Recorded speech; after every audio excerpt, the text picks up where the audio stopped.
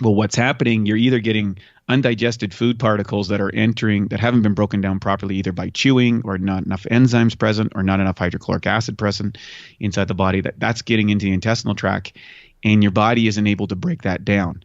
So you have enzymes that start the first process, then you have hydrochloric acid, and then you have what's called probiotics, which finish off the process, the finishers inside your intestinal tract. So if you have a disproportionate amount of good bacteria inside your body or bad bacteria. So the rule is 10, 80, 10, 10% good, 10% bad, 80% opportunists.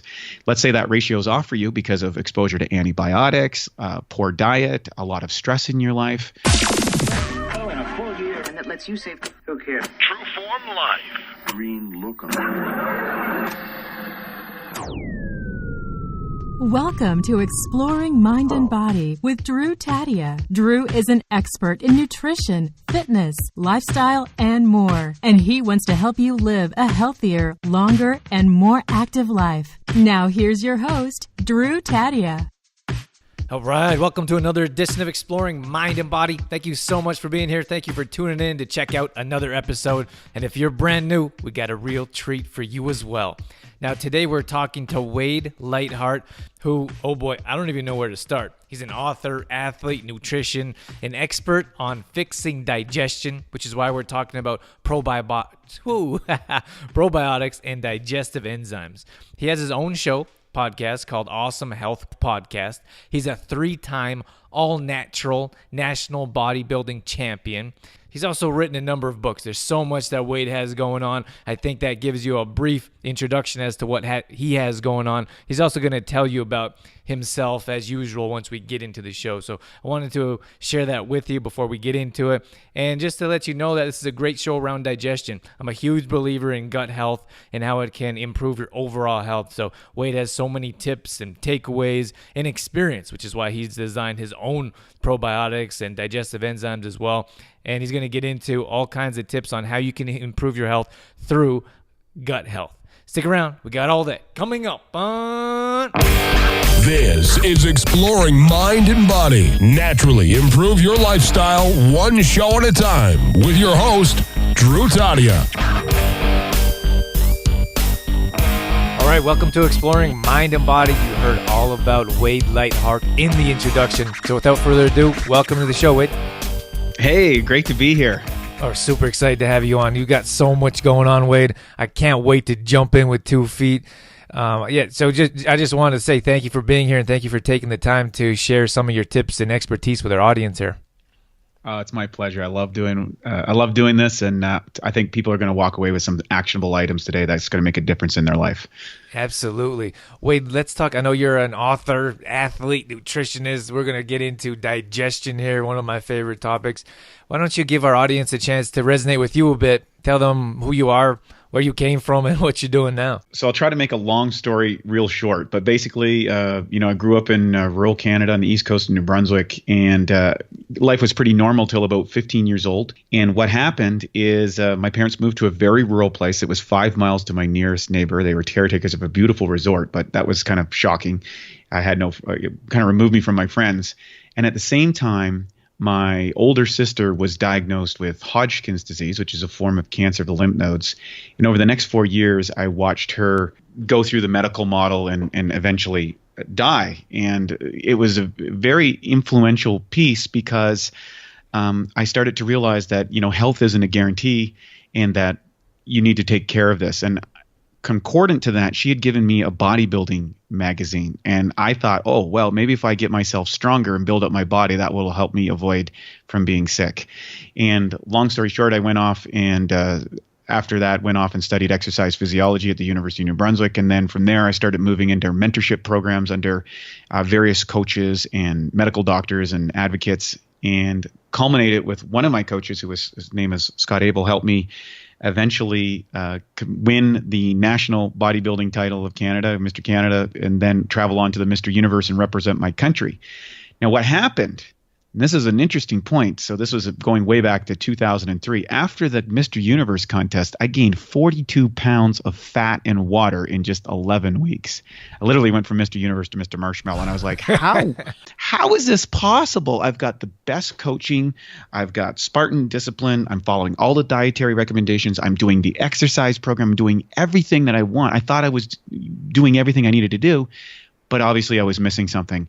And the good news was I did meet a doctor who was dealing with all these advanced cases of illnesses and disease and incurable conditions, and he was having extraordinary results for them. And so I met him and I said, doctor, what do I need to do here? He goes, listen, Wade, you've learned to build the body from the outside in, but you haven't learned how to build the body from the inside out. And I said, well, what do I need to do?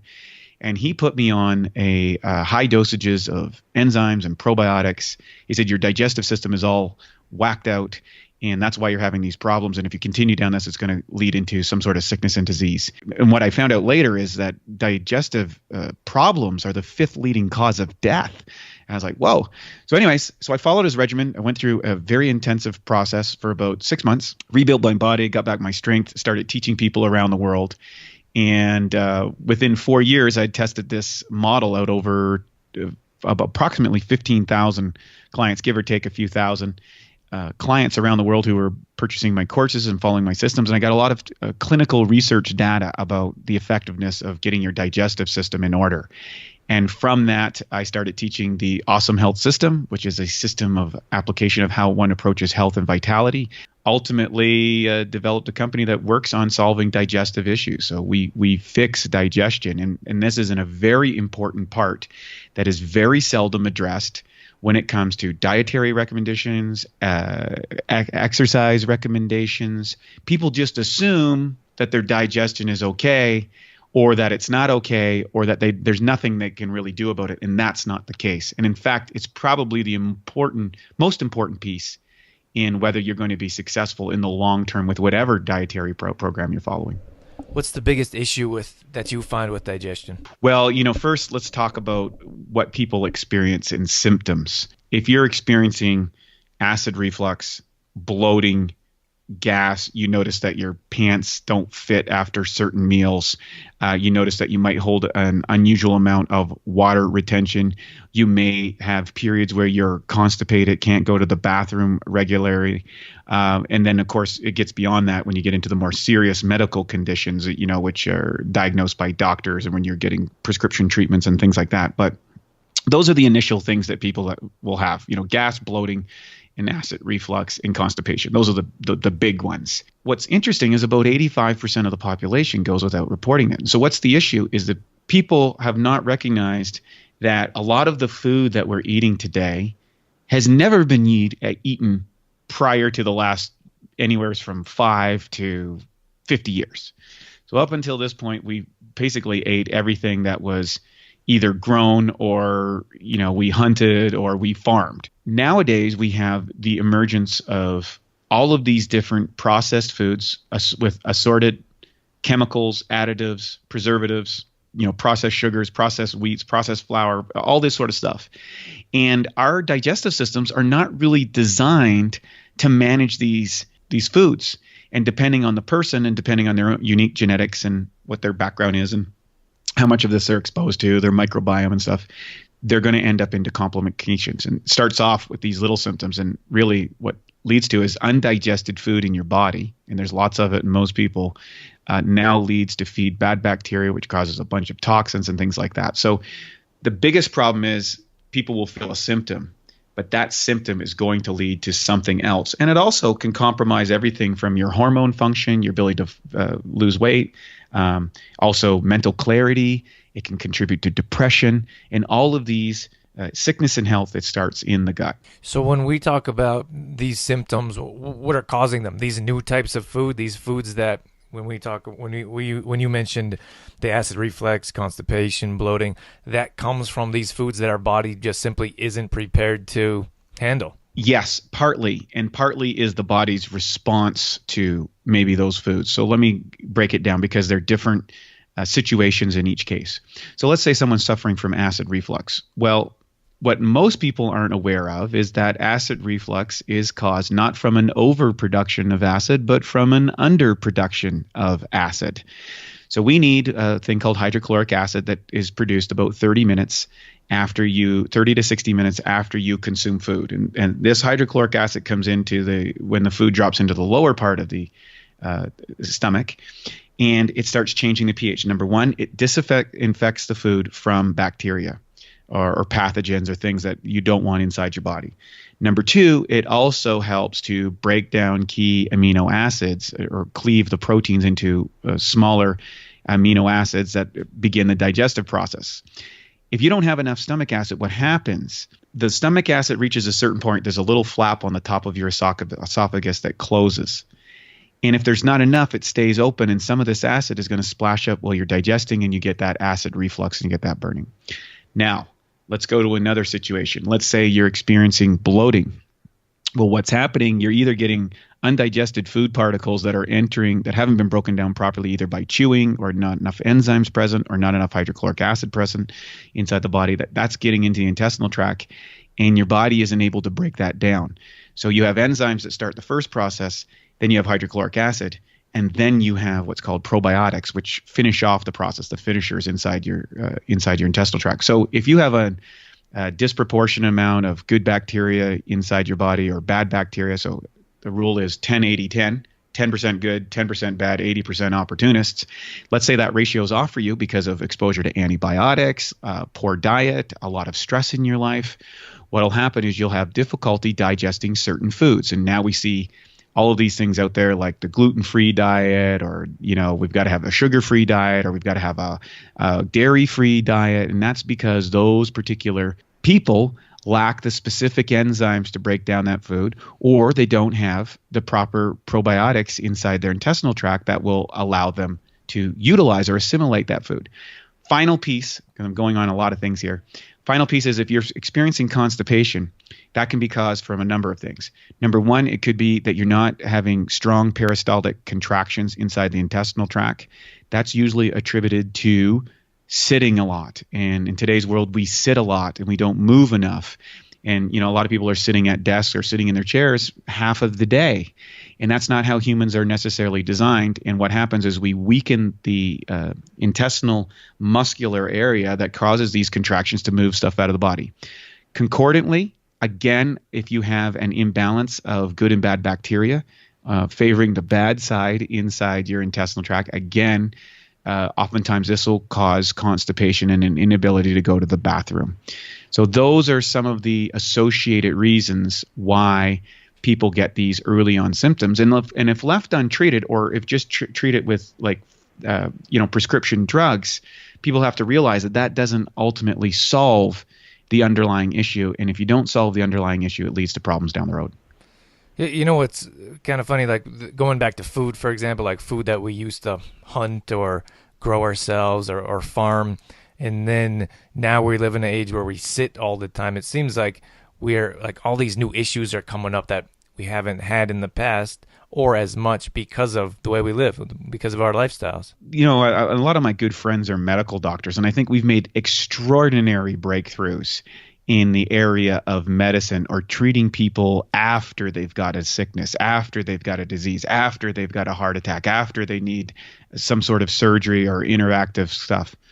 What we haven't done, we've kind of gone backwards over the last, 50, 60 years, is actually in a preventative side to recognize that in order for people to live a healthy life, number one, they got to make sure they get lots of oxygen in the body. Number two, they got to get hydrated with water, not with all these other liquids that people are consuming.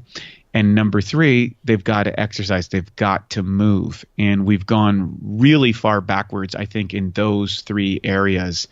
And if people don't sort that out, they're just asking for trouble. It seems like we almost have to find that trouble before we're like, oh, I got to do something with my life.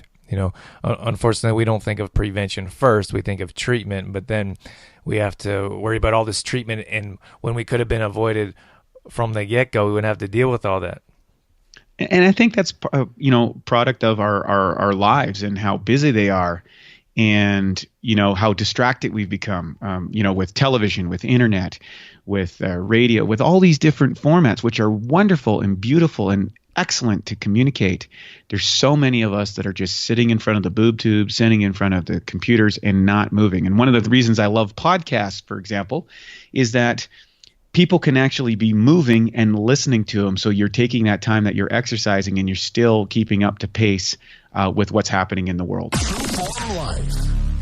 Sometimes the show once a week or even twice a week just isn't enough. So if you want more content, if you want to know more about what we're doing at True Form Life, you can find us on Facebook. We're on there posting at least twice a day, in the morning and the evening. That's at facebook.com/trueformlife. Or on Instagram. That's kind of my favorite platform. I like to post my food pictures and some of the activities that I do, maybe hiking or whatever that may be. And that's just at Drew Tadia on Instagram, and then Twitter as well. That's at True Form Life. So we're highly active. We'd love to connect with you. So find us on your social media platform and let us know how you're enjoying our show. So if someone has these digestive issues right now, if someone's dealing with bloating, gas, acid reflux, what's something that we can do today? What are these actionable steps that we talked about to make a difference in our health? First step, almost across the board, is make sure you're consuming enough water. Probably 95% of the listeners that are listening to this say do not consume enough water. And if you're having trouble consuming water, it's probably because the water you're trying to consume is not that great. Number two, you got to track what you're eating. Track what you're eating for a week and start seeing the patterns of the foods that are causing you problems and stop eating them. It's just really that simple. And then from there, I think you want to start looking at, sometimes I want to not just follow my diet, or sometimes I just really want to optimize digestion, because even though I've eliminated those things, I still maybe not losing the weight, or I still don't feel like my old self, or, my pants aren't fitting right, or I'm not feeling the same way, or my skin's not shiny and bright like I'd like it to be, whatever it happens to be. Then you've got to start taking what I say more aggressive action. And for me, what I have found over the thousands and thousands of clients that we've dealt with around the world is when they start introducing high quality digestive enzymes and high quality probiotics inside their system, that's usually when things start to turn around in a big way. And is there some that you'd recommend? If you look at your body, one of the things, and this is one of my pet peeves out there, and that is if you go into a health food store today, you're going to see all kinds of enzymes and all kinds of probiotics, because the research has demonstrated the effectiveness of both of those in helping people overcome the symptoms of digestive stress. But the problem is that most people don't know how to accurately assess the quality of an enzyme or a probiotic formulation. They just hear that, oh, I should take these enzymes, or I should take these probiotics. And the reality is what happens, they go to the store, they look at, price being an important point. They look at whichever price they have on the shelf, and they go, you know what, I'm going to take these ones. These look pretty good. It's a nice looking bottle. And, the person, the thing told me it's great. And they go home, they try it, nothing happens. And they say, you know what, those enzymes don't work, or those probiotics don't work. And they write off the whole industry. And that's my big pet peeve, because most of the products out there are built for profit margins.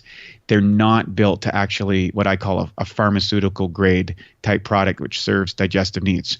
So what are the things that people are looking for, to reiterate your question? Number one, you're looking for an enzyme that has high in what's an enzyme called protease. There's three big ones, three big enzymes that you want to have your formulation having. Number one, you want to have lots of protease. That's the enzyme that breaks down protein. Number two, you want to make sure it has lots of amylase, because that's what breaks down carbohydrates and sugars. And number three, you want to have lipase. That's what breaks down fats. And if you're deficient in any one of those enzymes, that's going to predispose you to certain dietary patterns. So for example, if you have trouble with carbohydrates that throw you out, sugars and stuff like that, chances are you're low on amylase. If you're noticing that you're having a lot of skin conditions or hormone-related problems, chances are you're a little bit low on lipase. And if you're having a lot of bloating, gas, and brain fog or constipation, chances are you're having, or depression, chances are you're having challenges with protease digestion. And so I recommend, and what I've suggested for most people, is to find something with a combination of all three. You can get them with also some other boosters like that'll have lactase and beta-galactase and all these other kind of cursory enzymes that work. But those are the big three. And you want to make sure that they're in a high enough dosage. And I like protease units that are upwards of 70 to 100,000 huts, what's called units. And that's how much protein it breaks down. Because as North Americans, we have way too much protein in our diets. And we're kind of bought into this mentality that we've got to have more protein, or where are you going to get your protein? And my question to people is, how are you getting the amino acids out of the protein that you're eating? And that's the big issue. So from an enzyme perspective, it's that. On a probiotic level, I would say that people need to have a aggressive strain. I prefer single strains over multi-strains, and that's kind of a turnaround from most people. And why that is because you have about 500 strains of bacteria inside your intestinal tract at any given time. That's the average. What happens when you take a multi-strain one is sometimes those bacteria are competing for the terrain, and sometimes it may be interrupting that 10-80-10 balance that we talked about earlier. And for example, you might take a probiotic that's really wonderful for you, Drew, and I might take that same probiotic, but I have too much of it inside my system and it throws off another bacteria that now gets squeezed out. And so with single probiotic strains, what that allows you to do is to do an experiment. You go 30 days, try that one. That solves the problem. You move on. You continue on with it. If you go 60 days, or the second 60 days, you try a different one, and another one, you try another one. And what you'll find is that there's certain probiotics that are going to really, really suit you. And you want to have something in all those cases. I prefer freeze-dried ones that become activated when inside the body, because I found it's very difficult for the ones that are stored in the fridge to actually maintain the bacteria count that they had, what they said on the label. So we're looking for a brand that needs to be stored in the freezer? No, what I would call freeze-dried. So encapsulated caps. The great ones are stabilized at room temperature so that you can sit in your room temperature, but they'll be kind of dormant. They're usually held on maybe a rice bran medium or something like that. You want to stay away from things that have magnesium stearate or silicon dioxide or those kind of chemical agents as stabilizers. Just something with a real whole food like rice bran. Rice bran won't cause problems for people that have challenge with gluten. It's usually fermented and hyperallergenic, and that's just that tiny bit of feed to keep the bacteria going. But when you break open that capsule and it enters into your body, the heat and the moisture now activates that culture, and it starts to grow inside your body, and you need this. This is a positive thing. In fact, there's 10 times the amount of bacteria in your body than there are cells in your body. We talked about how much protease, so we have 70 to 100,000 huts. What do you recommend for amylase and lipase? Well, those are brought down in different international units. So what happens, it can be kind of complicated to kind of break down all this stuff, but I would look at, let's just use percentages, and you can ask your store clerk, and you would say, I would want probably 15 to 30% amylase and say 20% lipase and then 50% protease. Something along that mix is going to be, and give or take a little bit on each side. Well, before we kind of wrap things up here, time's flying by here. I just wanted to bring up the protein that you were talking about and how we live in this world or society of how you need protein, and especially that comes a lot with those that are active, those that are athletes, and they think that they need tons of protein to build muscle or to be healthy or just to be an athlete in general. So I'd like to hear your perspective on that. Well, great. I think this is a great topic because it's one that's out there and propagated everywhere. And I bought into it. And I can tell you that the negative downside effects when I got to the universe at 2003, consuming 250 to 300 grams protein a day, which was what most strength training athletes or high performance athletes, or even people who are just trying to get lean. And the benefit of protein consumption is that it is stabilizing on your hunger, and you tend to eat less when you eat it.